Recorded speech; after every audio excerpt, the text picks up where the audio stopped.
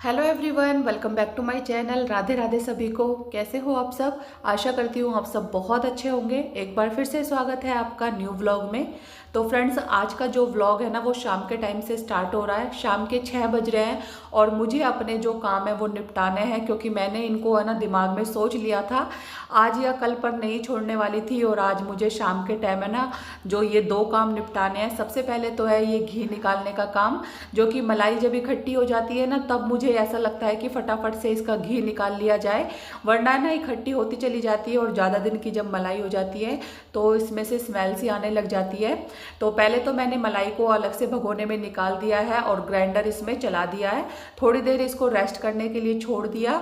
इतने में मैं आ गई हूँ इस रूम में। इस अलमारी को मुझे सेट करना था, तो इसीलिए है ना अब शाम के टाइम ही मैं ये काम निपटाऊंगी। सुबह मेरे पास टाइम नहीं था, तो इसलिए ना जब मुझे टाइम मिल जाता है तब मैं अपने घर के कामों को निपटाने की कोशिश करती हूँ।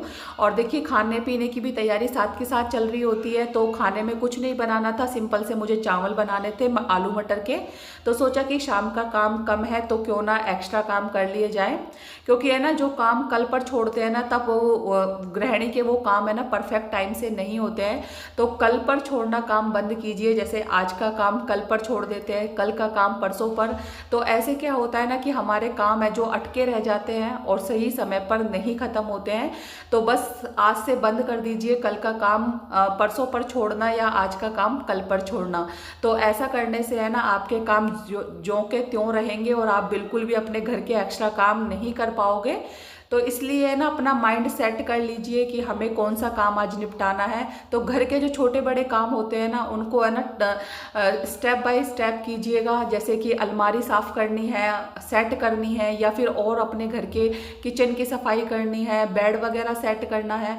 तो ये सारी चीज़ों की एक लिस्ट बना लीजिए, या तो आप लिख लीजिए या फिर आप क्या कीजिए अपने माइंड में इनको एक तरह से सेट कर लीजिए, ताकि आपके काम है ना बहुत अच्छे से हो जाए।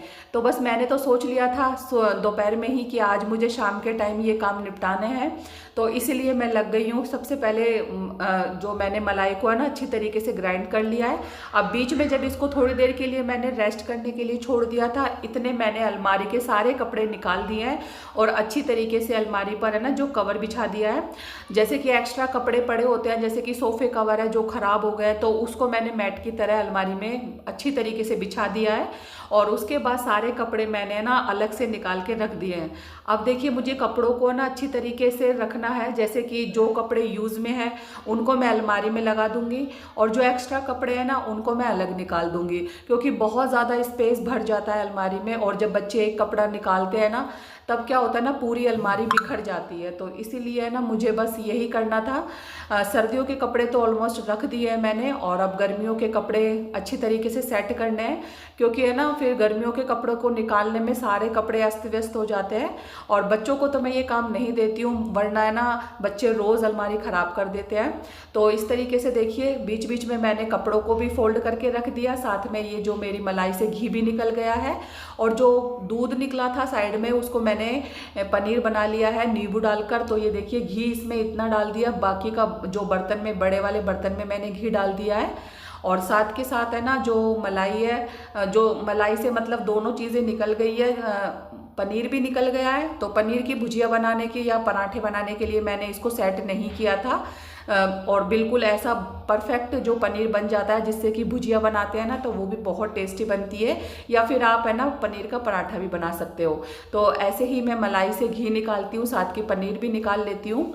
और फिर देखिए, घी और पनीर निकालने के बाद में जब मैंने सारे कपड़े सेट कर दिए हैं, यानी कि फोल्ड करके रख दिए हैं, और जो एक्स्ट्रा कपड़े हैं उनको मैंने निकाल दिए, तो बहुत सारे कपड़े मेरे है ना अच्छी तरीके से फोल्ड करके और मैं इसको अलमारी में लगा दूंगी। और वैसे भी है ना फ्रेंड्स, मैंने जो मीशो से शर्ट ऑर्गेनाइज़र मंगाए हैं जो कि अभी तक नहीं रिसीव हुए हैं। जैसे ही वो रिसीव हो जाएंगे ना तब मैं इनको अलमीरा में लगा दूंगी, और जिससे कि बहुत सारा स्पेस है जो बच जाएगा और अलमारी बहुत अच्छे से ऑर्गेनाइज लगेगी। तो फाइनली है ना रात के 10 बज गए हैं और मेरे जो अलमीरा के काम है वो बिल्कुल ख़त्म हो गया है। यानी कि एक टेंशन ख़त्म हो गई है, बहुत ज़्यादा सुकून सा मिला है कि मेरे जो काम मैंने सोचे थे ना वो इस टाइम पर निपट चुके हैं। हैं। उसके बाद देखिए खाना पीना सबका हो गया है, लेकिन मुझे चावल नहीं खाने थे, तो इसलिए मैंने ना बचपन की याद ताज़ा कर ली है। और जो बचपन में हम खाते थे ना दूध में रोटी डालकर, मीठे दूध में, तो बस मेरा अचानक से मन हुआ और मैंने दूध में है जो रोटी डाल दी है और फिर मैंने बस वही खाई थी। तो बहुत ही ज़्यादा अच्छी लग रही थी, साथ में बचपन की याद भी ताज़ा हो गई थी। और उसको खाने के बाद में अब ये है सुबह का टाइम। तो सुबह का टाइम है बच्चों को नाश्ता देने का। बच्चों के एग्ज़ाम चल रहे हैं तो उनको फटाफट से मैं सैंडविच बना दूंगी। तो आलू की पिट्ठी मेरे पास थी, तो अब मैं उनको है ना ब्रेड में लगाकर, सॉस लगाकर और बढ़िया सी जो क्रिस्पी से सैंडविच बना दूंगी, जिससे कि वो लंच में भी लेकर चले जाएंगे और नाश्ता भी कर लेंगे। तो फटाफट से ये काम निपटा रही हूँ। नहाने धोने का और सारी साफ़ सफाई का काम है जो सुबह का होता है ना, मंदिर का और मंदिर के रूम में से जब मैं पोछा लगाती हूँ, वो सारे काम मेरे हो चुके हैं। उसके बाद मैंने नाश्ता बना लिया है। तो ये बढ़िया से है ना क्रिस्पी से जो आलू सैंडविच है वो बनके तैयार है। तो बस फटाफट से इनको कट कर लूँगी और बच्चों को सर्व कर दूँगी। तो इस सुबह जब है ना हमारे पास टाइम होता है ना, तो मैं क्या करती हूँ, कुछ ना कुछ अच्छा सा नाश्ता बना देती हूँ। और या फिर उनकी तैयारी मैं रात में ही कर लेती हूँ। जैसे कि मुझे सैंडविच बनाना है तो रात में ही मैं आलूओं को बॉईल करके रख देती हूँ, या फिर है ना और कुछ चीज़ बनानी है तो वो दिमाग में पहले ही सोच के रखती हूँ। और या फिर सादा सिंपल से मैं ब्रेड है जो सॉस लगाकर है जो सेक देती हूँ, तो वो भी काफ़ी अच्छे से बच्चों को पसंद है। और फिर यहाँ पर देखिए नाश्ता वगैरह हो गया है और अब है मेरे पास दूध, मतलब ज़्यादा दूध था तो मैंने सोचा कि क्यों ना इसकी दही जमा ली जाए। तो बस यहाँ पर मैंने दूध ले लिया है, उसको थोड़ा सा गुनगुना कर लिया और उसमें 1 चम्मच के करीब है जो दही डाल दी है। तो ये दही बन जाएगी ना, जम जाएगी, तो मैं इसकी कड़ी बनाऊंगी या फिर ऐसे ही रायते में या मीठी दही के तौर पर हम इसे यूज़ कर लेंगे। अब गर्मियों का सीज़न स्टार्ट होने वाला है तो बस अब दही तो रोज़ का काम रहेगा।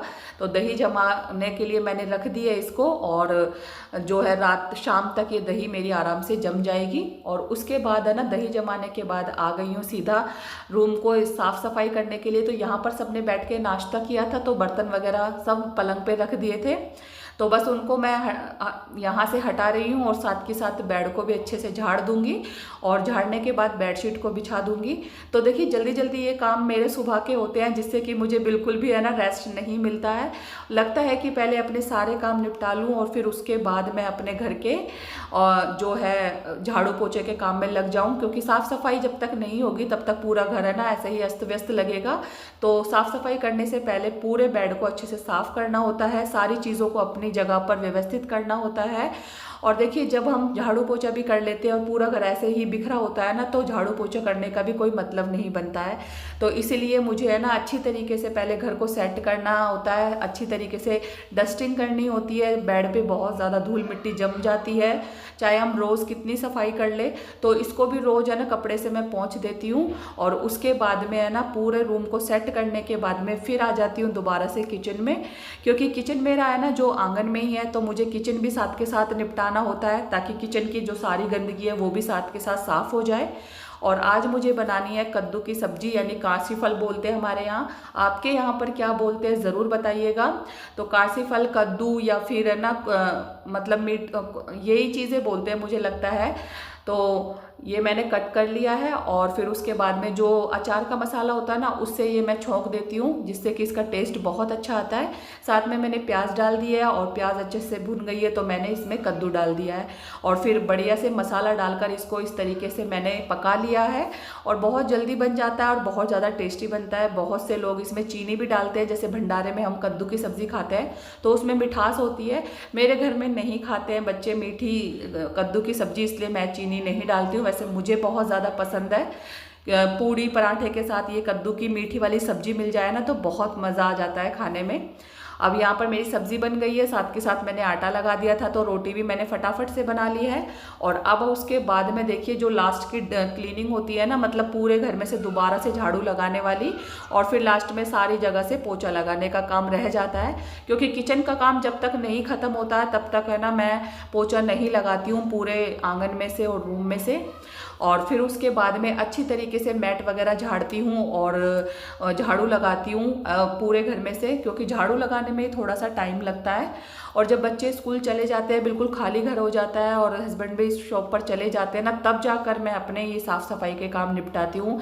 इतने तो मैं ना अपने एक्स्ट्रा कामों में लगी रहती हूँ, क्योंकि ये ना बच्चों के जाने के बाद ही है ना थोड़ा सा घर में अच्छी तरीके से क्लीनिंग करने का मन करता है, और फिर पूरा घर शाम तक बिल्कुल एकदम साफ़ सुथरा बना रहता है। तो बस यहाँ पर मैंने पूरे घर में से झाड़ू लगा ली है, और झाड़ू लगाने के बाद में मैं अब पोछा लगा लूँगी। इस रूम में से लगा लूँगी, मंदिर वाले रूम में से मैं, जैसा कि आपको पता है कि सुबह ही झाड़ू पोछा डस्टिंग क्लीनिंग सब कुछ कर लेती हूँ, क्योंकि मुझे नहाकर पूजा करनी होती है और पूजा का काम ज़्यादा लेट नहीं होना चाहिए। इसलिए ना अपने और काम छोड़कर सबसे पहले मैं अपने जो नाश्ते वगैरह का काम करके नहाकर और पूजा का काम करती हूँ।